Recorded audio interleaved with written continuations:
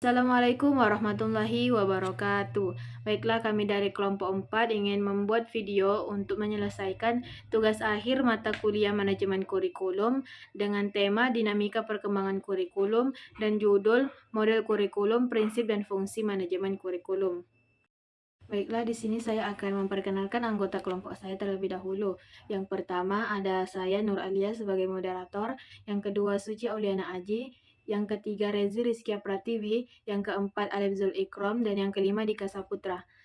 Sebelum memasuki materi kami pada video kali ini, saya akan memberikan pendahuluan secara singkat. Seiring dengan perkembangan zaman dan perubahan sosial, maka kurikulum akan senantiasa berubah pula. Perubahan kurikulum terjadi agar dapat menyesuaikan perkembangan ilmu, pengetahuan, dan teknologi, serta harapan-harapan masyarakat yang semakin besar terhadap pendidikan formal.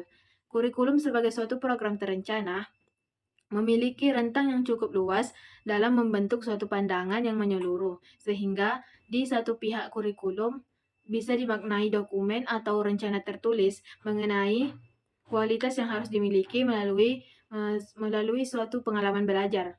Namun bisa dipandang sebagai program terencana dan menyeluruh yang menggambarkan kualitas suatu bangsa. Sangat dapat dipahami dinamika perubahan sosial, ekonomi, dan budaya masyarakat global yang begitu deras mengharuskan terjadinya pengembangan kurikulum pada suatu negara termasuk Indonesia. Oleh karena itulah kenapa perubahan kurikulum pendidikan di Indonesia sangatlah cepat dalam perubahannya. Baiklah, di video kali ini saya akan menjelaskan tema dinamika perkembangan kurikulum. Menurut Slamet Santoso, dinamika berarti tingkah laku warga yang satu secara langsung mempengaruhi warga yang lain secara timbal balik. Jadi, dinamika berarti adanya interaksi dan interpendensi warga, anggota kelompok yang satu dengan anggota kelompok yang lain secara timbal balik antara anggota dengan kelompok secara keseluruhan. Menurut Munir 2001, dinamika adalah suatu sistem ikatan yang saling berhubungan dan saling mempengaruhi antara unsur-unsur tersebut. Jika salah satu unsur sistem mengalami perubahan, maka akan membawa perubahan pada unsur-unsur lainnya. Dalam perspektif kebijakan pendidikan nasional, Hidayat 2013 menuliskan, pengertian kurikulum dapat dilihat pada Undang-Undang Nomor 20 Tahun 2003, Pasal 1 Ayat 9, ialah seperangkat rencana dan pengaturan mengenai tujuan isi dan bahan pelajaran serta pembelajaran untuk mencapai tujuan pendidikan tertentu. Selanjutnya ada beberapa faktor penyebab terjadinya perkembangan kurikulum, yaitu pertama, karena adanya perubahan filosofi tentang manusia dan pendidikan, khususnya mengenai hakikat, kebutuhan peserta didik terhadap pendidikan atau pembelajaran. Kedua, karena cepatnya perkembangan ilmu dan teknologi, sehingga subjek mater yang harus disampaikan kepada peserta didik pun semakin banyak dan beragam. Kurikulum di Indonesia mengalami beberapa kali perubahan. Hal ini disesuaikan dengan perkembangan zaman. Kurikulum-kurikulum yang pernah digunakan di Indonesia seperti yang dituliskan oleh Hidayat 2013 diantaranya yaitu pertama, Rencana Pelajaran 1947, kedua Kurikulum 1975, selanjutnya Kurikulum 1984, Kurikulum 1994, Kurikulum Berbasis Kompetensi atau KBK tahun 2004, Kurikulum Tingkat Satuan Pendidikan atau KTSP 2006, Kurikulum 2013, dan Kurikulum Merdeka. Nah, selanjutnya ada pembahasan materi mengenai model kurikulum. Yang pertama itu ada kurikulum humanistik. Kurikulum humanistik dikembangkan oleh para ahli pendidikan humanistik. Kurikulum ini berdasarkan konsep aliran pribadi atau personalized education, yaitu John Dewey atau progressive education dan J.J. Rouse atau romantic education. Aliran ini lebih memberikan tempat utama kepada siswa. Pendidikan mereka lebih menekankan bagaimana mengajar siswa ataupun mendorong siswa dan bagaimana merasakan serta bersikap terhadap sesuatu.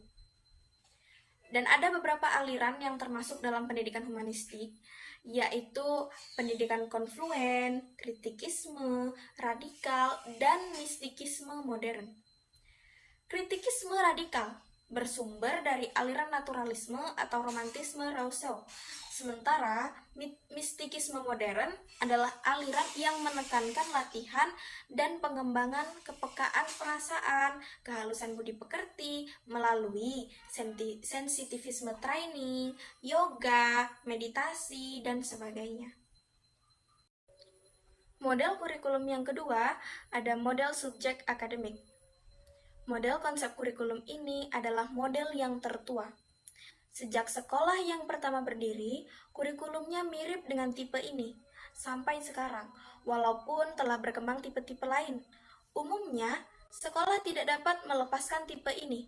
Kurikulum subjek akademis bersumber dari pendidikan klasik atau perennialisme dan esensialisme yang berorientasi pada masa lalu. Semua ilmu pengetahuan dan nilai-nilai telah ditemukan oleh para pemikir masa lalu. Fungsi pendidikan memelihara dan mewariskan hasil-hasil budaya masa lalu tersebut. Kurikulum ini lebih mengutamakan isi dari pendidikan itu sendiri. Model kurikulum selanjutnya itu ada model rekonstruksi sosial. Kurikulum rekonstruksi sosial berbeda dengan model-model kurikulum lainnya. Kurikulum ini lebih memusatkan perhatian pada problema-problema yang dihadapi dalam masyarakat. Kurikulum ini bersumber pada aliran pendidikan intraksional. Pandangan rekonstruksi sosial dalam kurikulum dimulai sekitar tahun 1920-an. Harold Rack mulai melihat dan menyadarkan kawan-kawannya bahwa selama ini terjadi kesenjangan antara kurikulum dengan masyarakat. Theodor Brem pada awal tahun 1950-an menyampaikan gagasannya tentang rekonstruksi sosial. Dalam masyarakat demokratis, seluruh warga masyarakat harus turut serta dalam perkembangan dan pembaharuan masyarakat. Dan model kurikulum yang terakhir itu ada model teknologis. Abad 20 ditandai dengan perkembangan teknologi yang pesat. Perkembangan teknologi mempengaruhi setiap bidang dan aspek kehidupan, termasuk bidang pendidikan. Sejak dahulu, teknologi telah diterapkan dalam pendidikan, tetapi yang digunakan adalah teknologi sederhana, seperti penggunaan papan tulis dan kapur, pena dan tinta, sabak dan grip, dan lain sebagainya.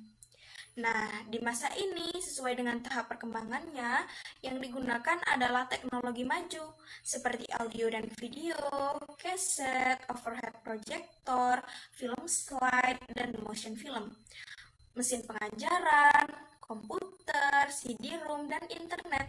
Sejalan dengan perkembangan ilmu dan teknologi. Baiklah, saya akan melanjutkan materi yang selanjutnya, prinsip manajemen kurikulum.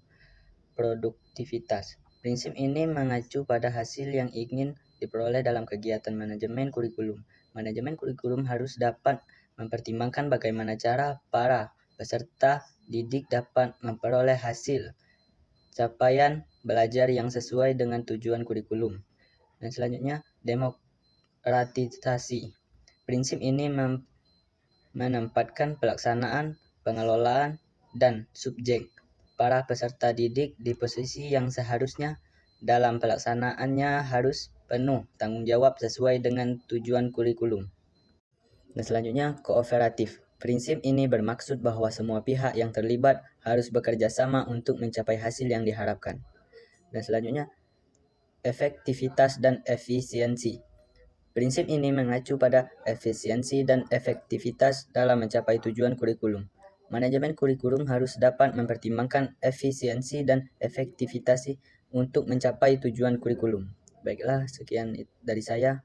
Assalamualaikum warahmatullahi wabarakatuh. Baiklah, saya akan melanjutkan materi dari teman saya, yaitu fungsi manajemen kurikulum. Dalam fungsi manajemen kurikulum terdapat beberapa poin, yaitu seperti POAX, yakni planning, organizing, actuating, dan controlling. Baiklah, poin pertama yaitu planning atau perencanaan. Manajemen kurikulum melibatkan perencanaan yang matang untuk mencapai tujuan pendidikan. Perencanaan kurikulum harus memuat informasi, kebijakan yang relevan, dan membuat seni kepemimpinan dan pengetahuan yang telah dimiliki. Berikutnya, poin kedua yaitu organizing, yaitu pengorganisasian. Manajemen kurikulum melibatkan pengorganisasian yang tepat pada seluruh komponennya. Kurikulum harus dihubungkan pada sistem manajemen yang mencakup fungsi dan prinsip manajemen kurikulum. Poin selanjutnya yaitu actuating atau pelaksanaan. Manajemen kurikulum melibatkan pelaksanaan yang efektif dan efisien. Pelaksanaan kurikulum harus dapat meningkatkan efektivitas dan efisiensi penyelenggaraan pendidikan. Poin selanjutnya yaitu controlling atau pengawasan. Manajemen kurikulum melibatkan pengawasan yang terus-menerus untuk memastikan bahwa tujuan kurikulum tercapai. Pengawasan kurikulum harus dapat meningkatkan efektivitas dan efisiensi penyelenggaraan. Sekian materi dari saya lanjutkan ke moderator. Baiklah, hanya ini dapat kami sampaikan. Saya moderator dari kelompok 4, memohon maaf apabila terdapat kata-kata yang salah. Saya akhiri, wassalamualaikum warahmatullahi wabarakatuh.